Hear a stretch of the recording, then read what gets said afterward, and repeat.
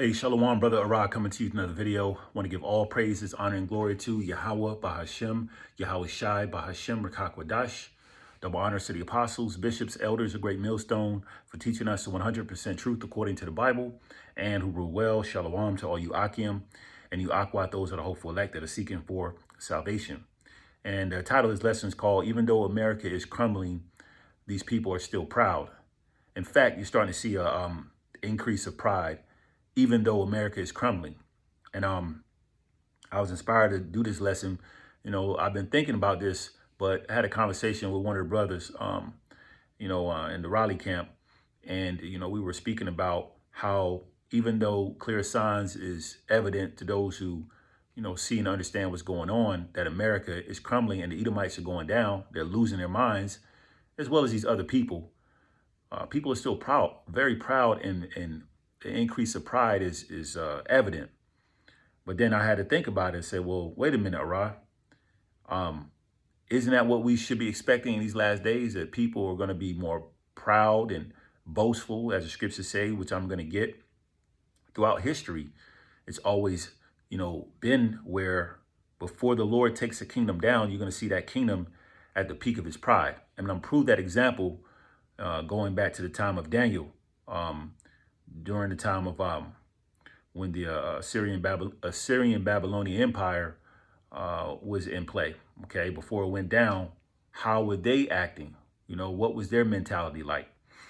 2 Timothy 3:1 says, this know also that in the last days, right, perilous times shall come. Dangerous, risky times is what we're experiencing at the end of this wicked rulership. So we're in a time where hearts are waxing cold. I just read an article or listened to a clip of this Israelite woman from the northern tribe who was known as a hit woman. She would go out and delete men and cut their hearts out, just doing all types of gruesome acts. When in history have you been hearing about, a hired hitman being a woman going around deleting people? You got people getting, hit randomly by, drivers, just for a prank or whatever, just people just out here wilding out. But these are the last days we're living in, okay, of this wicked rulership. Here's the point though. Verse 2, for men shall be lovers of their own selves, right? Covetous, greedy. You've seen a lot of greed. People are doing whatever it takes to get over on the next person to make money. Boasters, proud. So we should be expecting to see pride at an all-time high, okay? Blasphemers, disobedient to parents, unthankful, unholy.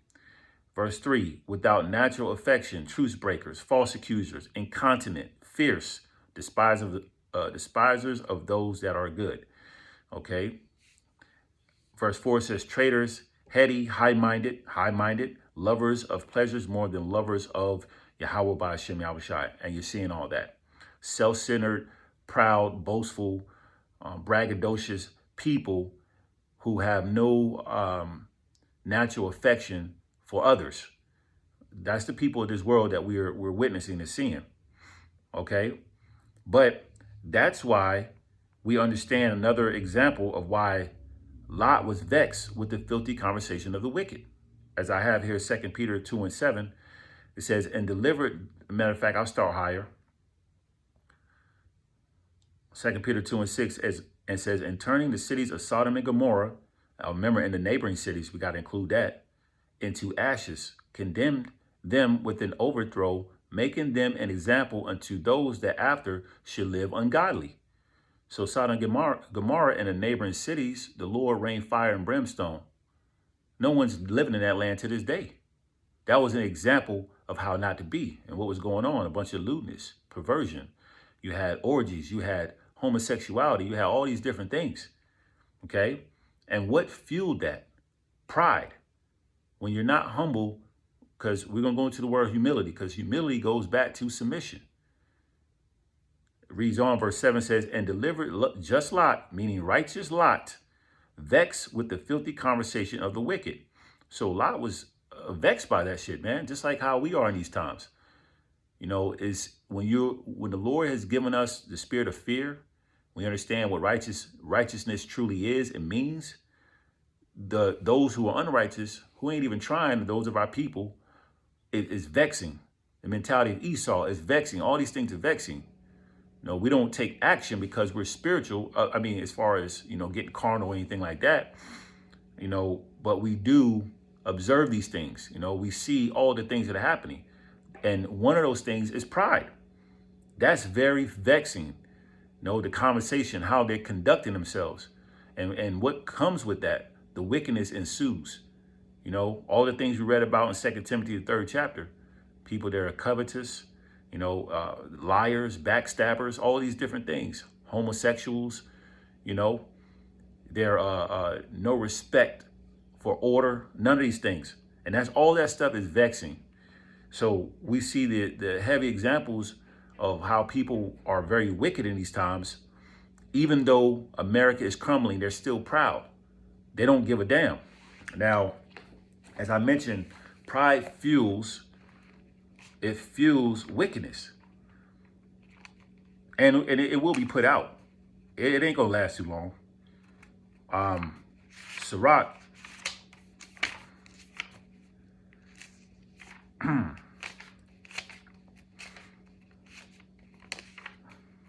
yep. Sirach 10, and I started verse 7, and I'm gonna jump down. Pride is hateful before the Most High man, and by both doeth one commit iniquity. Okay? And by both doeth one commit iniquity. Keep that in mind. Now we're going to jump down to verse 13. Or I started verse 12. It says, the beginning of pride is when one departed from the Most High, Yahweh Ba'ashem Yahushai. You see that amongst our people. Even those who are part of the circumcision, they know they're Israelites. When that pride kicks in, like the scriptures say, knowledge puffeth up. You've seen, in my short period of time being in the truth, you've seen how pride can puff up in a man who came into the truth. And then he start, feeling himself. Everything goes back to being humble, man. All right, verse 12 says, the beginning of pride is when one departed from the Most High. So someone who becomes prideful, they start separating from order and fear of Yahweh Ba'ashem Yahushai. Okay, you start seeing a separation take place. It says, and his heart is turned away from his maker. Verse 13, this is the point. For pride is the beginning of sin. Pride fuels sin.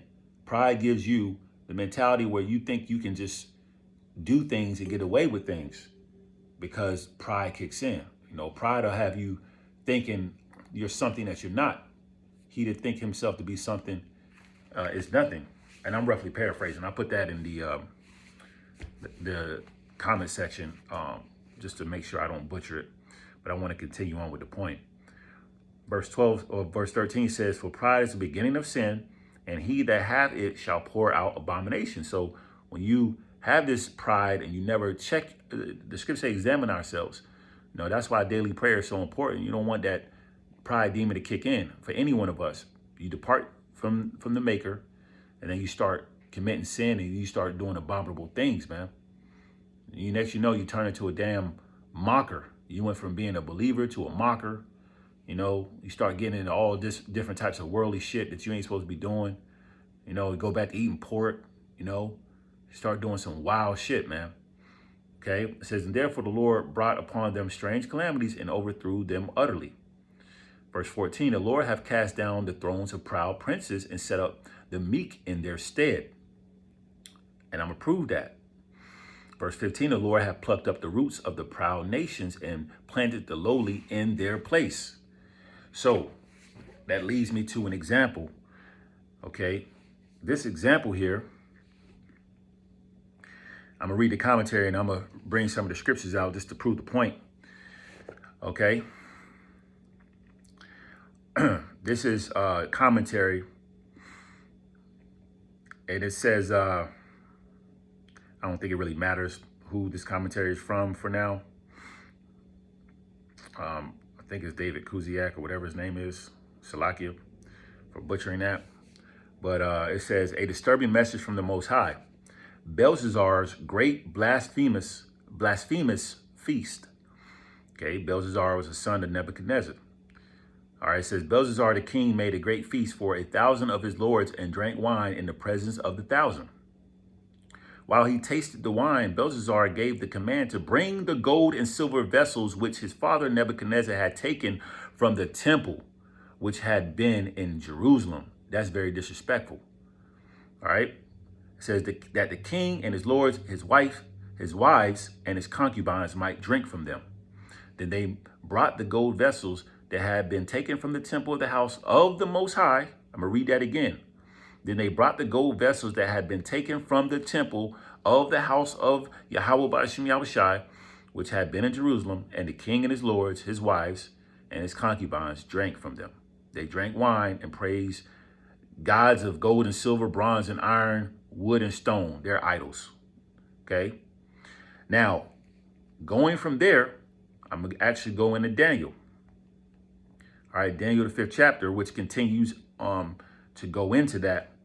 As you read Daniel 5 and 1, I'm going to start at Daniel 5 and 1 just to back up the commentary, and I'm going to jump down to the point.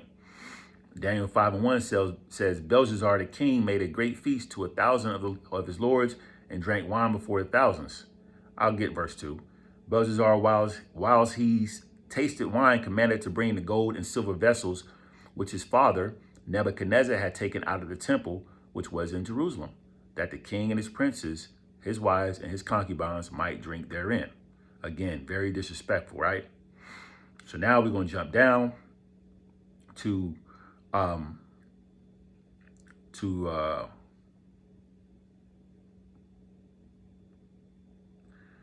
we'll get to the point here. I believe it's verse 18. Start going to the point.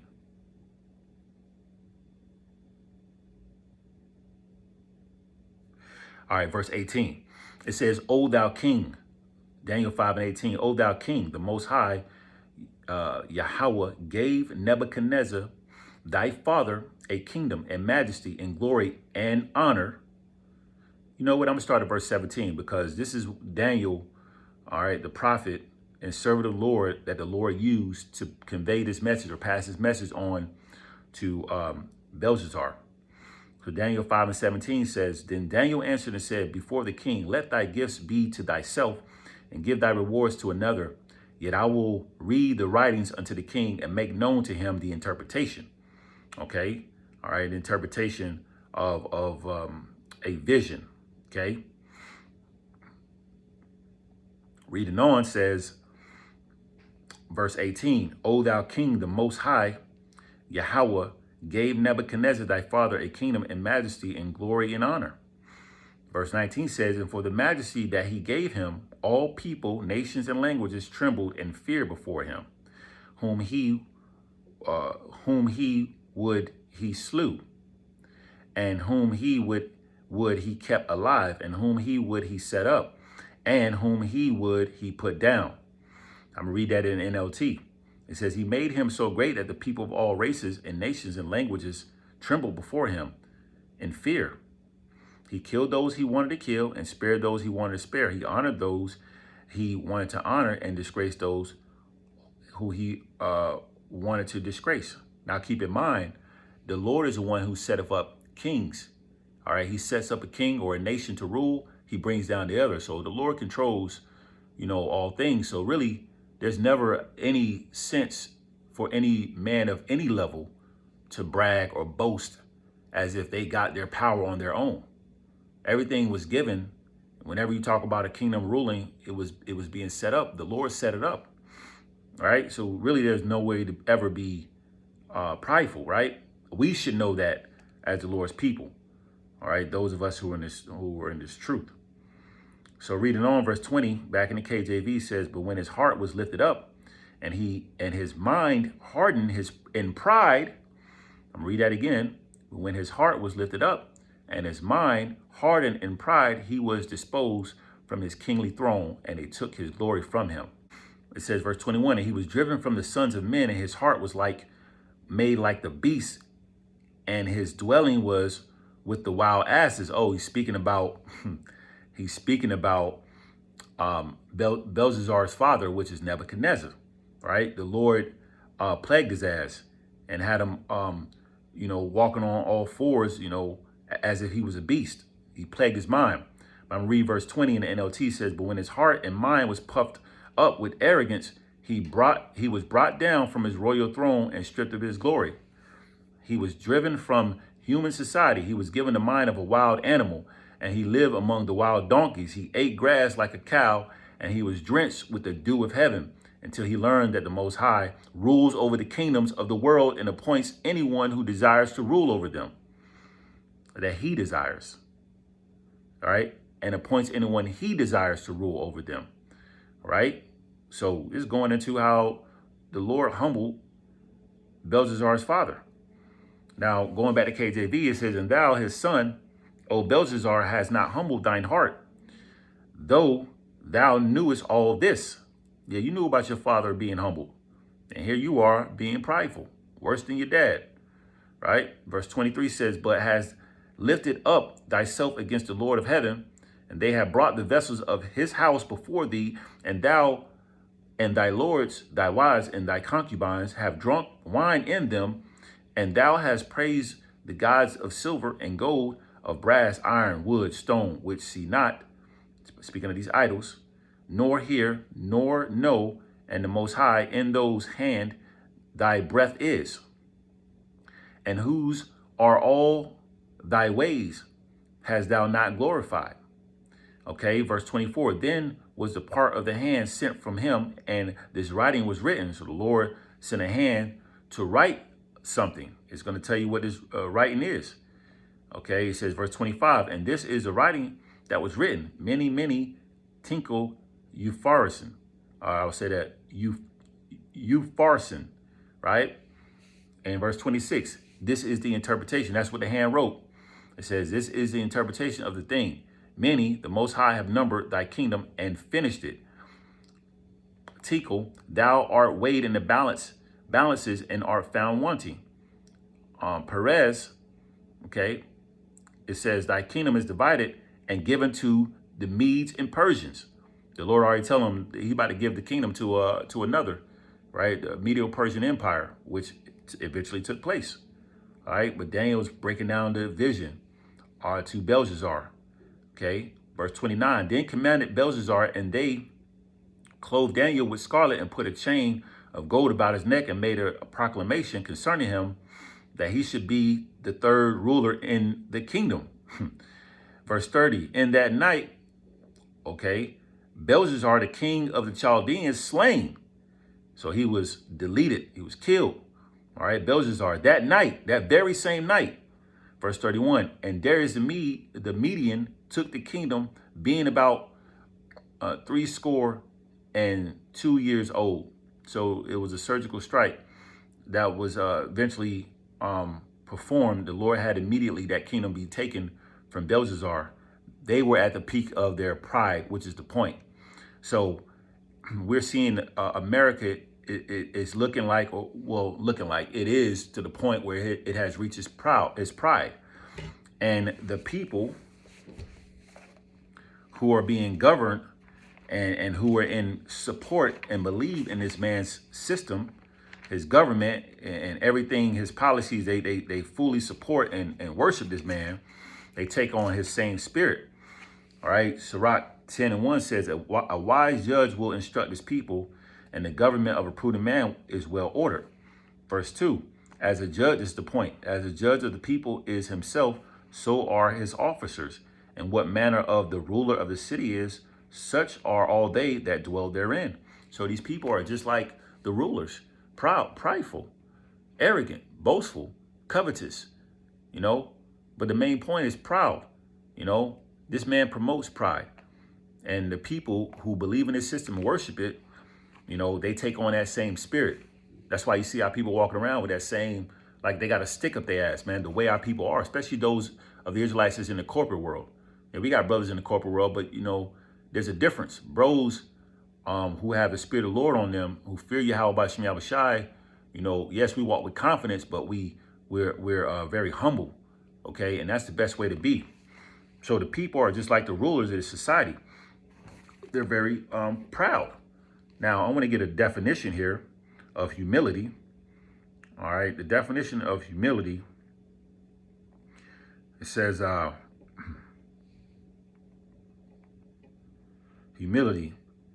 It says the quality of being humble. All right, modesty. Okay, lowliness. Um, let's see, humble, lowly. Right. There's a definition that I'm looking for. Okay. Humble means having or showing a modest estimate of one's value or importance, not arrogant or self-important. And this another, um, it's like a, what do you call that word? A synonym.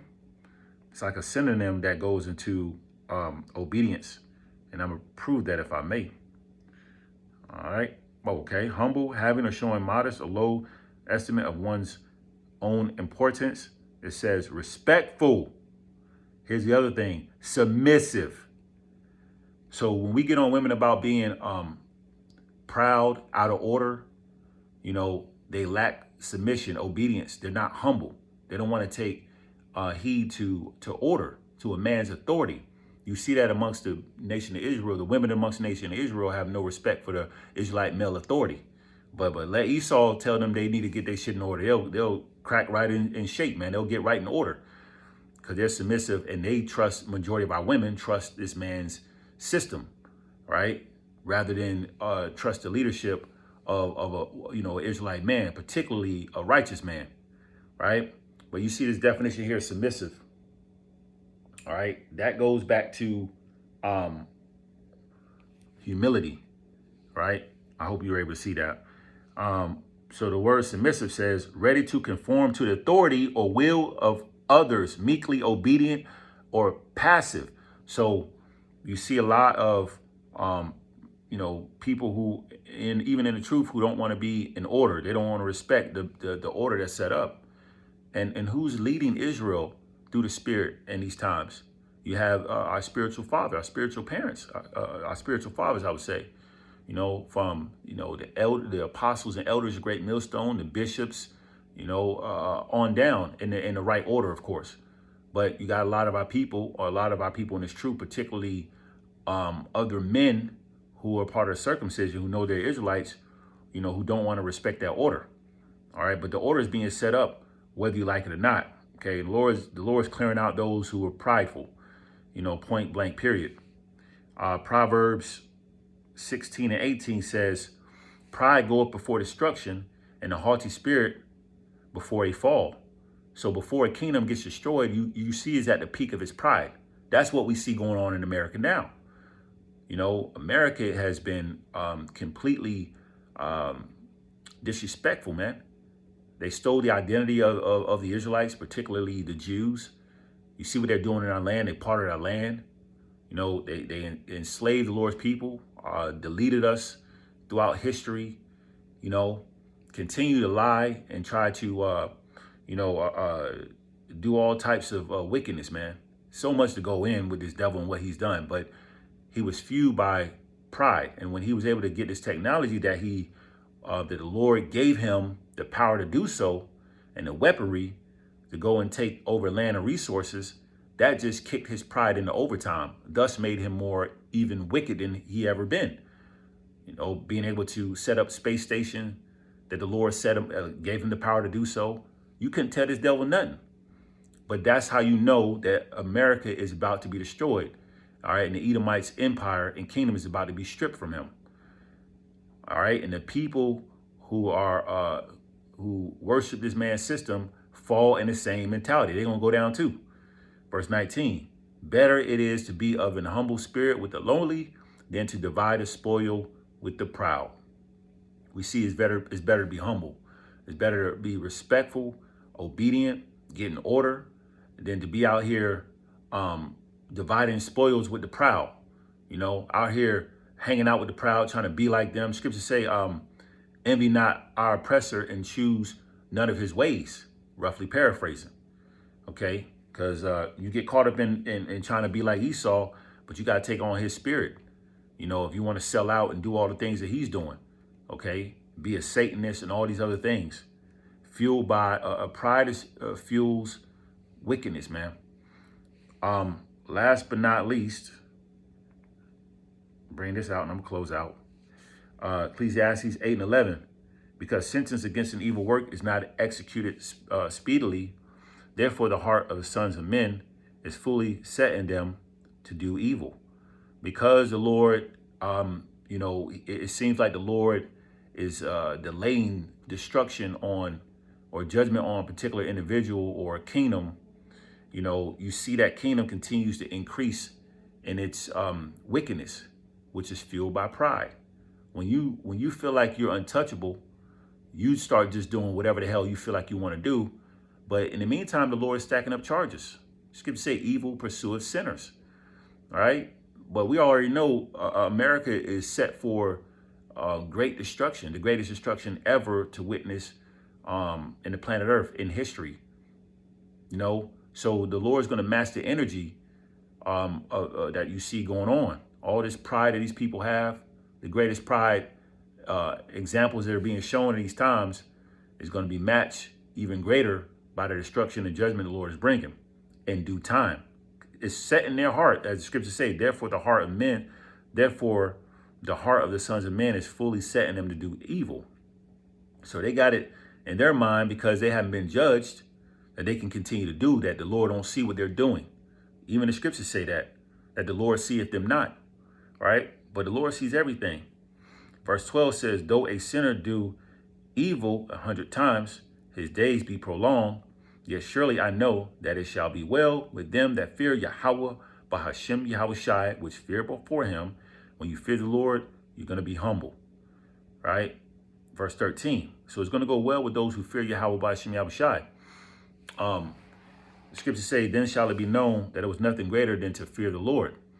Okay, that's that elect that's going to be delivered and know, based off personal experiences, why it was so important to be humble and fear Yahweh B'Shem Yahushai.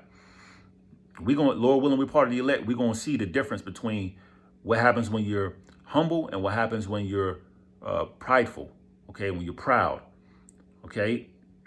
I'm going to read that again and I'm going to close out. Verse 13 says, but it shall not be, I didn't read verse 13. I'll close out on verse 13.